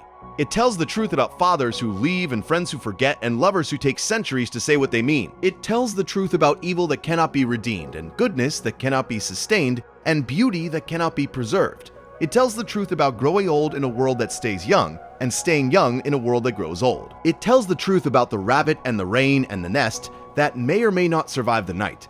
And the more truths a show contains, the more alive it feels. The more reasons you have to return to it, the more it has to offer you wherever you are in your life, whatever you are going through, whatever you need to hear right now at this particular moment in the dark. Both shows are extraordinary. That needs to be said clearly and without qualification. Steven Universe is a landmark in animated television. It broke barriers. It told stories that had never been told in its medium. It gave a generation of young viewers permission to feel their feelings and to believe that empathy is power. It earned every bit of the love it received. But Adventure Time is bigger, not better in the sense of a ranking, bigger in the sense of a landscape. It contains more. It reaches further. It holds more of life inside it. And when you are falling asleep, when the day is over and the light is gone and you are looking for something to carry you into the dark, you do not need a lesson. You need a world that is large enough to get lost in, a world where anything might be around the next corner, a world where a boy and his dog go on adventures that mean more than they should and end sooner than you want and leave you with a feeling that has no name. Adventure Time is that world, and tonight, if you let it, it is yours. There is an argument I have deliberately avoided until now, because it is the one most often used to dismiss Adventure Time in favor of Steven Universe, and it deserves a careful response rather than a quick one. The argument is about accessibility. Steven Universe is by almost any measure the more accessible show. Its emotional logic is clear, its character arcs are legible, its themes are stated openly and reinforced consistently. If you sit down with a 12-year-old and watch Steven Universe, the 12-year-old will understand what the show is about. They will understand what it is trying to say. They will feel the things the show wants them to feel. And that accessibility is not a weakness. It is a craft achievement. Making complex emotional and political themes accessible to young audiences without condescending to them is extraordinarily difficult, and Steven Universe does it with a level of skill that very few shows in any genre can match. Adventure Time is not accessible in the same way. Its meaning is not stated. Its emotional logic is not always clear. Its themes are distributed across hundreds of episodes and are sometimes contradictory and sometimes invisible, and sometimes only apparent on the third or fourth viewing. If you sit down with a 12-year-old and watch Adventure Time, the 12-year-old will enjoy it. They will laugh, they will be confused by some of it, they will feel things that they cannot name, and they will carry those unnamed feelings into the rest of their lives, and they will return to the show years later and discover that the feelings now have names, and the names are loss and wonder and loneliness and gratitude, and the passage of time and the strangeness of being alive. That delayed accessibility is not a flaw, it is a feature. It is what gives Adventure Time its extraordinary shelf life. A show that you fully understand the first time you watch it has given you everything it has. A show that you partially understand the first time and more fully understand the fifth time and differently understand the 10th time has given you a relationship. And a relationship is worth more than a gift, because a gift is consumed and a relationship continues. Steven Universe gives you a gift, a beautiful, carefully wrapped, emotionally resonant gift. And when you unwrap it, you know exactly what you have received, and you are grateful and you display it somewhere prominent, and over time it becomes part of your interior landscape, a thing you have absorbed so completely that you no longer notice it.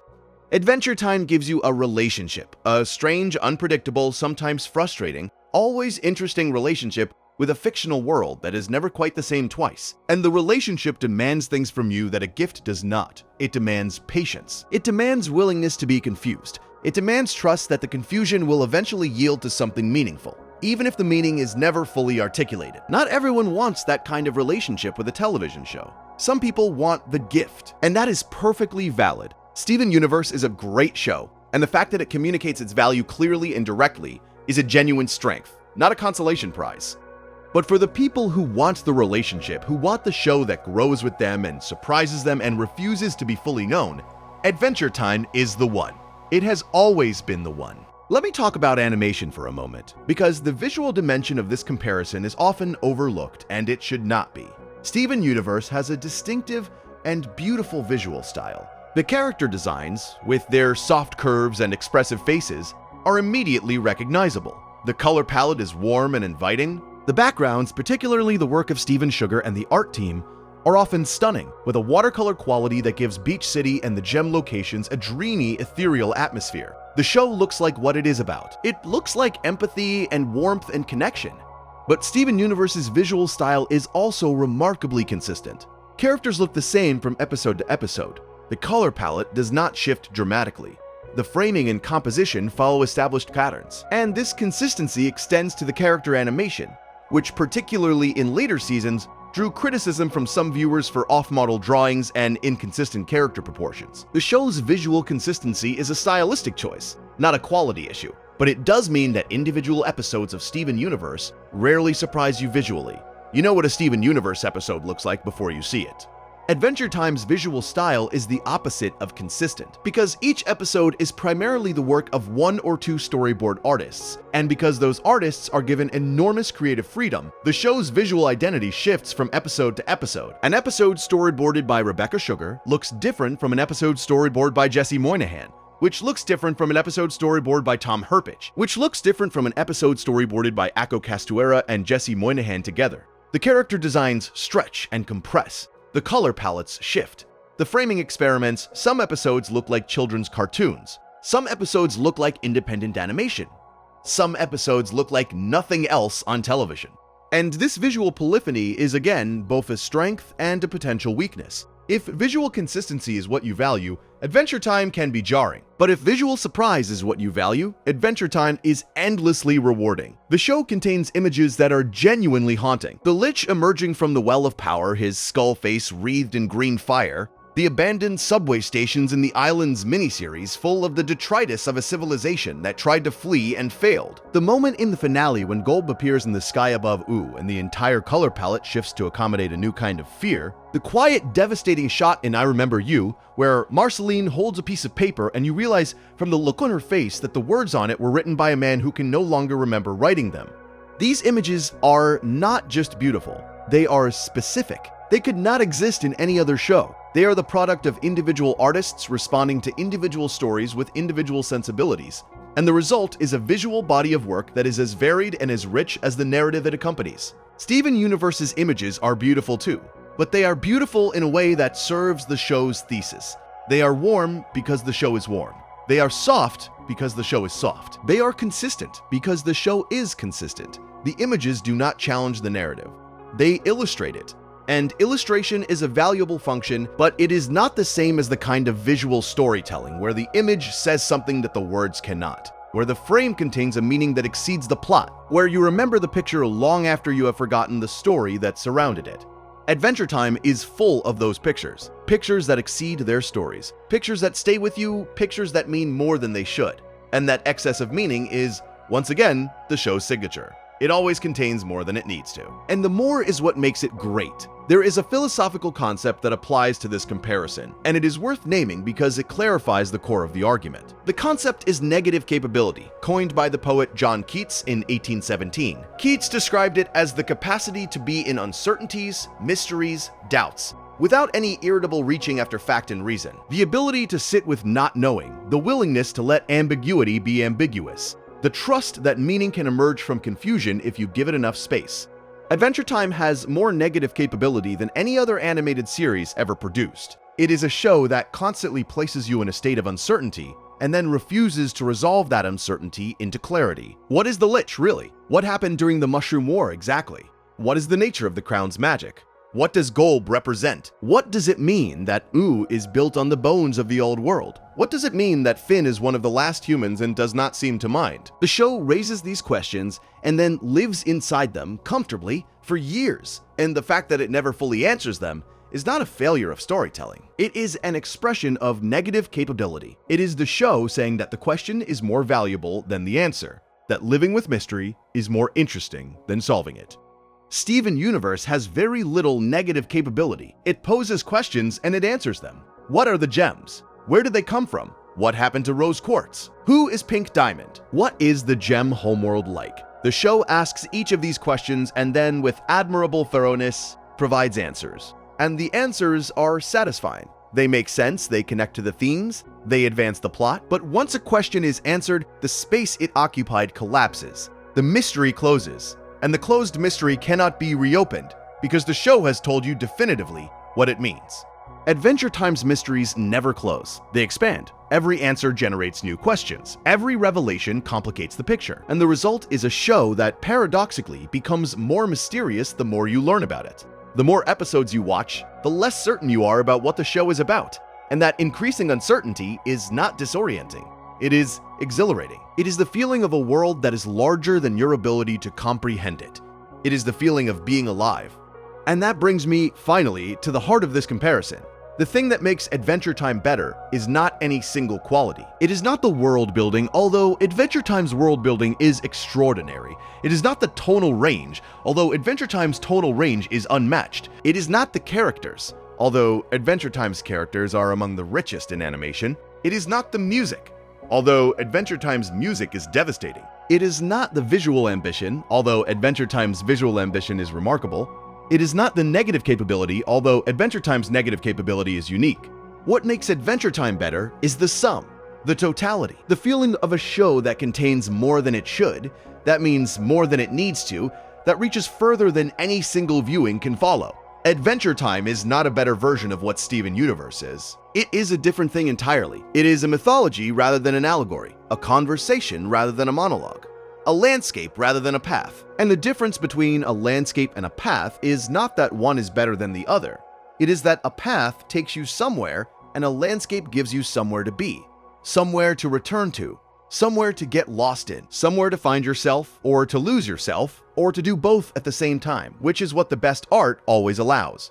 There is one more thing I want to say about these two shows, and it is about endings, because how a show ends reveals what it was really about all along. Steven Universe ends with departure. Steven heals. Steven grows. Steven resolves his trauma, says goodbye to the crystal gems, gets in his car, and drives away from Beach City to start a new life somewhere else. The ending is hopeful. It says that healing is possible, that growth requires change, that sometimes the bravest thing you can do is leave. And for Steven, whose entire identity has been defined by his connection to the gems and to Beach City, leaving is the ultimate act of self-definition.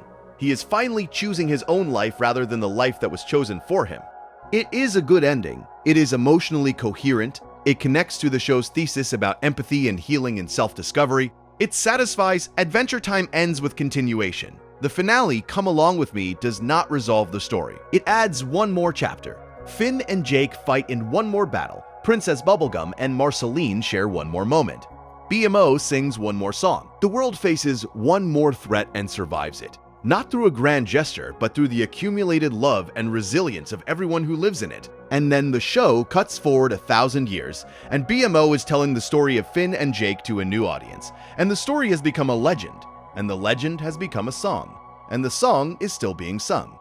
The difference between these endings is the difference between resolution and continuation. Steven Universe says here is where the story ends. Adventure Time says the story does not end, it just changes. It passes from one mouth to another, one generation to another, one form to another.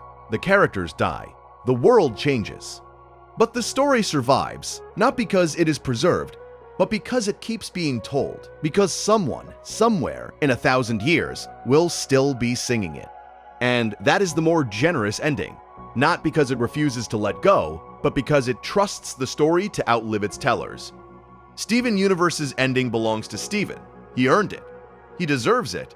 But Adventure Time's ending belongs to everyone. It belongs to BMO and to the audience 1,000 years in the future, and to you, right now, listening to these words in the dark. The story is yours. It was always yours. The show just held it for you for a while. There is a Japanese aesthetic concept called mono no aware, which translates roughly to the pathos of things or the beauty of transience. It is the feeling you get when you watch cherry blossoms fall. Not sadness exactly, but a heightened awareness that beautiful things do not last, and that their impermanence is inseparable from their beauty. The blossoms are beautiful because they fall. The moment is precious because it passes, and the appropriate response to that passing is not grief, but gratitude. Gratitude that you were here to see it.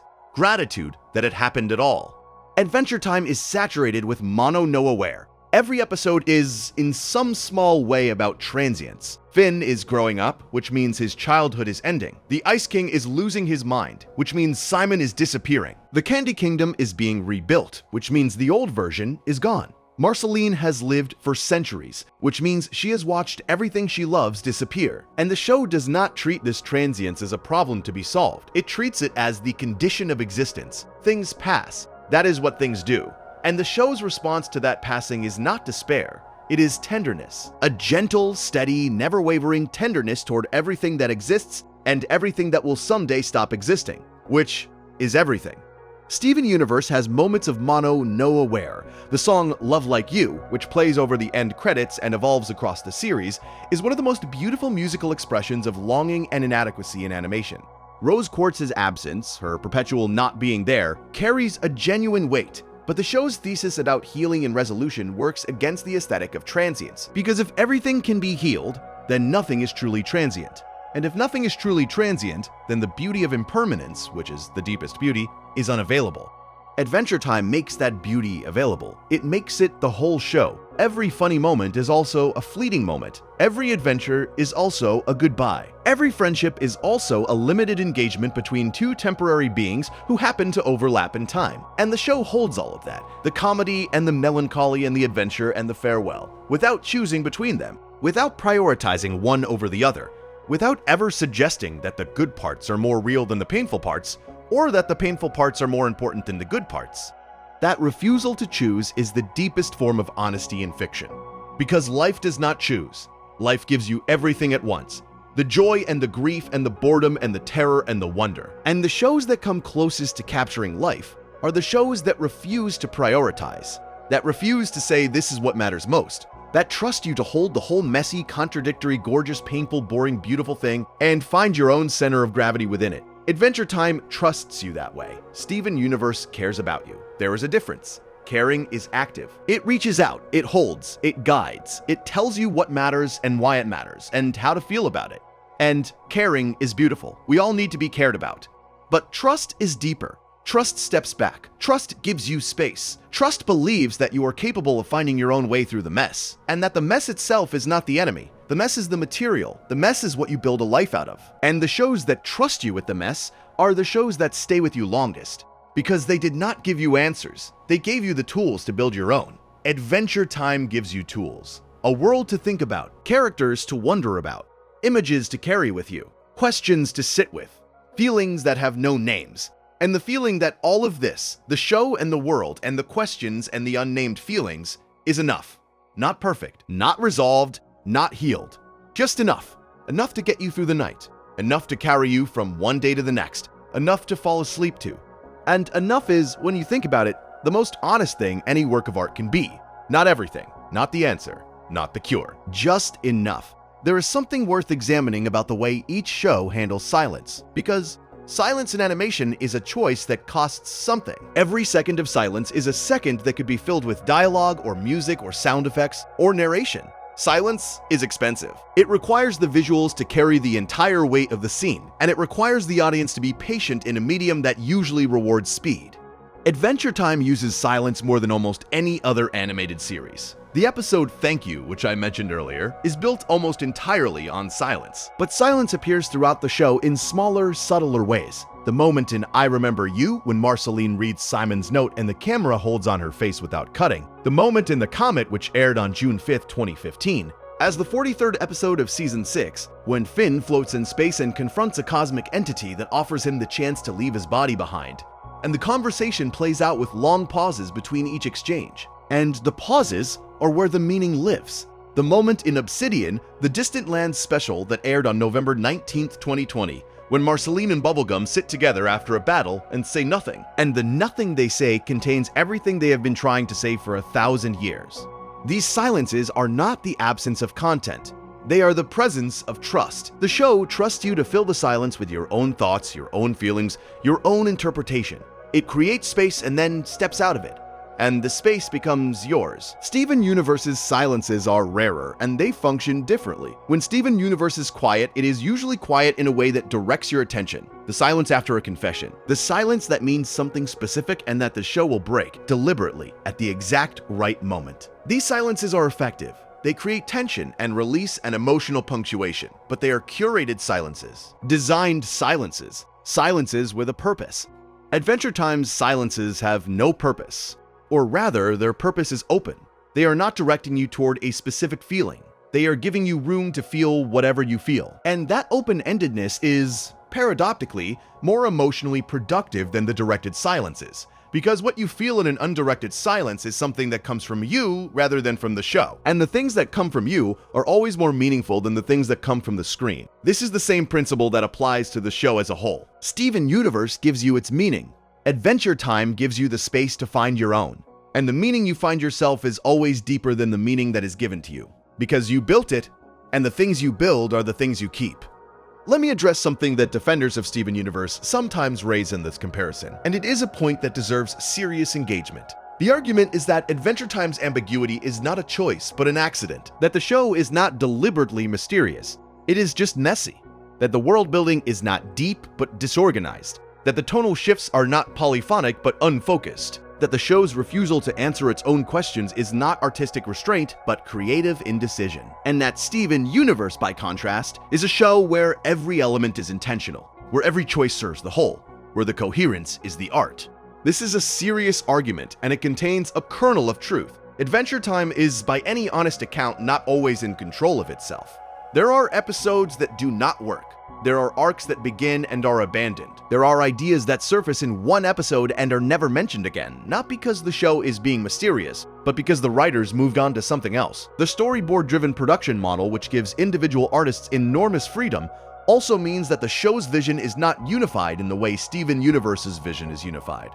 Different artists have different interests, different sensibilities, different priorities, and the result is a show that sometimes feels like it is being pulled in multiple directions at once. But here's the thing about creative messiness. It is the same thing as creative fertility. The same process that produces inconsistency also produces discovery. The same freedom that allows an artist to go in the wrong direction also allows them to go in a direction nobody expected, a direction that turns out to be more interesting than anything anyone planned. And Adventure Time's production model, for all its inconsistency, generated more moments of genuine artistic discovery than Steven Universe's more controlled model. Steven Universe's consistency is real. Its intentionality is admirable. Every element does serve the whole, but the whole is defined in advance. The show knows what it wants to be from the beginning, and every creative decision is evaluated against that vision. The result is a show where nothing is wasted, but also where nothing is truly surprising. You cannot surprise yourself if you already know what you are looking for. You can only find what you expected to find, with greater or lesser precision. Adventure Time does not know what it is looking for, and because it does not know, it sometimes finds things that no one was looking for, things that could not have been planned, things that emerge from the collision between individual creative visions within a shared fictional space. Things like the Lemon Grabs, a pair of characters that started as a one-off joke about a screaming candy person and evolved across multiple episodes and multiple artists into one of the most disturbing and compassionate examinations of isolation and identity disorder in animation. Nobody planned the Lemon Grabs. They happened. And the fact that they happened, that the production model allowed them to happen, is evidence that Adventure Time's messiness is not a weakness. It is a method.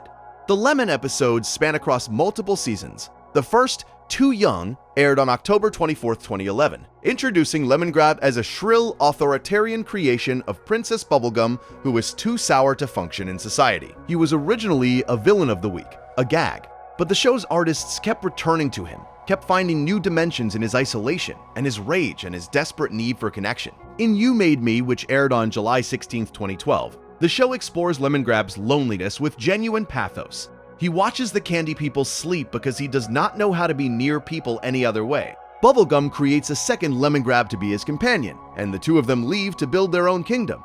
And then, in later episodes, the relationship between the two Lemon Grabs becomes toxic, then abusive, then horrifying. One Lemon Grab eats the other. The eaten Lemon Grab survives inside the other's body and has to be rescued. The imagery is genuinely disturbing, and the show treats it with a seriousness that would be impossible if the characters had been planned from the beginning. Because planned characters have arcs, and arcs have resolutions, and the Lemon Grabs refuse resolution. They are what they are, products of a creator who made them wrong and never figured out how to fix them. That is a story that could only exist in Adventure Time, not because other shows lack the courage to tell it, but because other shows lack the structure to generate it. It is a story that emerged from the cracks in the production model, from the space between different artists' visions, from the freedom to follow a weird idea to its logical extreme, without anyone stopping to ask whether it served the thesis. Because Adventure Time does not have a thesis. It has a world, and a world is large enough to contain the Lemon Grabs. Steven Universe does not have Lemon Grabs. It has characters who fill similar narrative roles. The cluster, for instance, is a forced fusion of millions of shattered gem shards buried in the earth growing toward catastrophic emergence. It is a horrifying concept, and the show treats it with appropriate gravity, but the cluster is resolved. Steven reaches it. Steven communicates with it. The cluster, through Steven's empathy, learns to hold itself together rather than emerging and destroying the Earth. The horror is contained.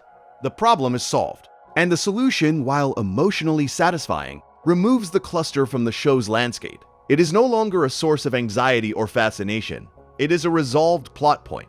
Adventure Time's equivalent threats are never fully resolved. They are managed, contained, temporarily defeated, but they persist as presences in the world. The Lich persists inside Sweet Pea. The Crown persists as a corrupting force even after Simon is freed. Golb persists as a cosmic threat that dwarfs anything the characters can do. And the persistence of these threats is what gives the world its weight. Ooh is not safe. It was never safe. The characters are not protected by narrative convention. They are alive in a world that can hurt them, and the show's refusal to remove that possibility is what makes every moment of joy and connection and laughter feel earned. This is the final and most important difference between the two shows. Steven Universe creates safety.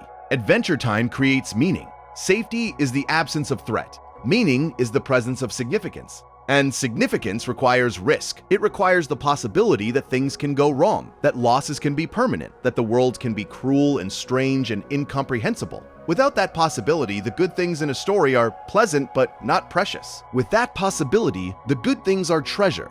Every laugh, every song, every hug, every sunset over the grasslands is precious because it exists in a world where it could be taken away.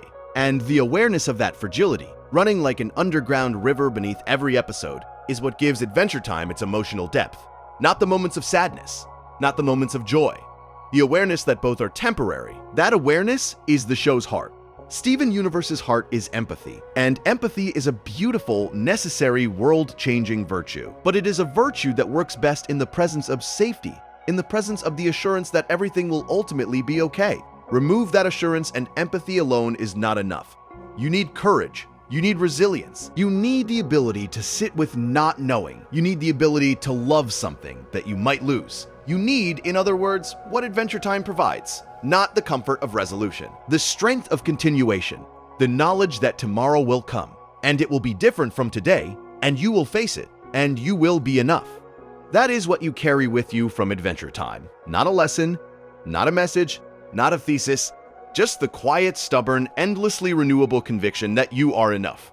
That the world is strange and sometimes terrible and always beautiful. That the story does not end. That the song is still being sung. There is a detail about these two shows that is easy to miss but that illuminates everything I have been saying. It is about how each show handles the passage of seasons. Not television seasons, but actual seasons. Weather, light, the slow turning of the year. Steven Universe takes place in a coastal town that seems to exist in perpetual summer. Beach City is always warm. The ocean is always inviting. The light is always golden. There are occasional storms, but they function as plot devices rather than atmospheric textures. The town does not change with the time of year. It does not darken in winter or brighten in spring. It exists in a kind of temporal stasis, which makes sense for a show whose central characters are immortal beings for whom the passage of time is largely irrelevant. Adventure Time, by contrast, is acutely aware of seasons. There are episodes set in deep winter where the snow changes the color and the mood of every scene. There are episodes set in autumn where the leaves in the grasslands are changing, and the light has that particular amber quality that tells you something is ending. There are episodes where the time of day matters, where the difference between morning and evening changes the meaning of a conversation, where the light through a window carries as much emotional weight as the words being spoken. This sensitivity to natural time is rare in animation, where backgrounds tend to be static and weather is usually either a gag or a plot point. Adventure Time treats weather and season as emotional textures. The Ice Kingdom is always winter, and that winter is not just a setting, it is a mood. The grasslands shift between seasons, and those shifts mirror the emotional shifts in the characters who live there. The Fire Kingdom is eternally burning, and the burning is both literal and metaphorical. Every biome in Ooh has its own climate, and every climate carries its own emotional frequency. This kind of environmental storytelling is almost impossible in a show with Steven Universe's production model, where visual consistency is paramount. Steven Universe's Beach City is always the same beach city. It looks the same in Season 1 and Season 5, and that sameness is comforting, in the way that a familiar room is comforting. But it does not create the feeling of time passing. It does not give you the sense that the world is moving, that things are changing, that the moment you are in right now is different from the moment that came before, and the moment that will come after. Adventure Time gives you that sense constantly, and that sense of time passing, of seasons turning, of light changing, is what gives the show its quality of mono no aware. Its gentle insistence that everything beautiful is also temporary. The snow will melt, the leaves will fall, the light will change, and none of it will come back exactly the way it was. That is the show's deepest lesson, delivered not through dialogue, but through the way it paints its world. A world where time passes, where things change, where nothing stays the same except the fact that nothing stays the same. And if you have been listening this long, if you are somewhere between the end of one day and the beginning of the next, that might be the most comforting truth available to you right now. That tomorrow will be different. That nothing you are carrying tonight has to be carried the same way tomorrow. That the season will turn. That the light will change. That the world, however strange and however painful and however beautiful, will keep moving. And you will keep moving with it. Not because you have been healed, not because your problems have been solved, but because that is what living things do. They continue. Adventure Time understood that, and it spent 10 seasons and 283 episodes showing you what continuation looks like. Not as a triumph, not as a defeat, just as the next thing that happens. The next adventure, the next episode, the next day. And now the next thing that happens is the part where this essay ends. Not because the comparison is exhausted, it could go on for hours, but because everything, even a 2-hour sleep essay about cartoons, has to end somewhere. And the best endings are not the ones that resolve everything, they are the ones that let you go gently. There is a word for what Adventure Time does that I have not used yet, and it is the right word to leave you with. The word is generous. Adventure Time is a generous show. It is generous with its world, giving you more of it than you could ever explore in a single viewing. It is generous with its characters, allowing them to be complicated and contradictory and imperfect without punishing them for it. It is generous with its time, spending entire episodes on stories that do not matter to the plot, but matter enormously to the soul. It is generous with its silence, trusting you to sit in the quiet and find your own thoughts there. It is generous with its mystery, refusing to explain everything because it believes your imagination is richer than any explanation it could provide. Steven Universe is also generous, but its generosity takes a different form. Steven Universe is generous with its heart. It gives you its emotions openly, freely, without reservation. It tells you what it feels and asks you to feel it too. And that generosity is real and valuable. The world needs more shows that are generous with their hearts. But Adventure Time is generous with something harder to give. It is generous with its freedom. It does not tell you what to feel. It does not tell you what to think. It does not tell you what anything means. It gives you a world and a set of characters and a collection of stories and images and songs, and then it steps back and says, "This is yours now. Do with it what you will. Find what you need. Leave what you do not. Come back when you are ready to find something else." That kind of generosity is rare in any medium. In children's animation, it is almost unheard of. Most shows for young audiences are built on the assumption that the audience needs guidance, needs direction, needs to be told what to take away. Adventure Time refuses that assumption. It treats its audience, including its youngest viewers, as complete human beings capable of independent thought and independent feeling. It does not patronize, it does not simplify, it does not smooth out the rough edges of human experience. It hands you the rough edges and trusts you to handle them. And that trust, more than the world building or the music or the tonal range or the philosophical depth, is what makes Adventure Time the greater show. Not better, greater. The difference between better and greater is the difference between quality and scope. Steven Universe is a better show on many individual metrics. Its emotional arcs are more polished. Its representation is more deliberate. Its accessibility is more immediate. But Adventure Time is greater in scope. It contains more of life. It reaches into more corners of human experience. It takes more risks. It trusts you more.